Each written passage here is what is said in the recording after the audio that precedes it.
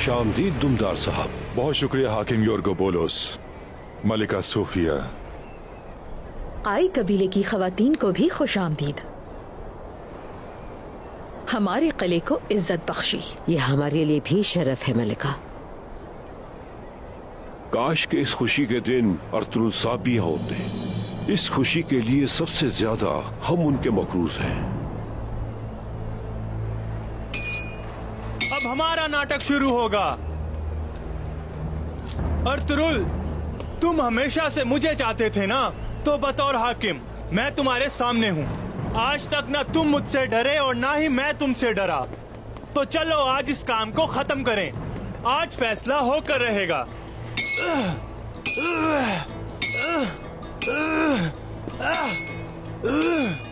बस करो, खत्म करो ये लड़ाई। मैं चाहता हूँ कि हम एक दूसरे पर एतमाद करें, मेरी अवाम की भूख मिटे और तिजारत आसान हो जाए। जिंदाबाद, जिंदाबाद, जिंदाबाद, जिंदाबाद, जिंदाबाद, जिंदाबाद। हमने कहा था कि खून के आखिरी कतरे तक जंग होगी, लेकिन अब हम सुलह चाहते हैं।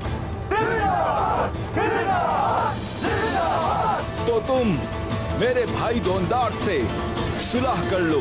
तब तक मैं कोनिया से होकर आता हूँ। वापस आकर इस मुआहदे की खुशी में शानदार किस्म की दावत करेंगे। हाकिम योर्गो पोलोस, तुम एक इज्जतमंद आदमी हो।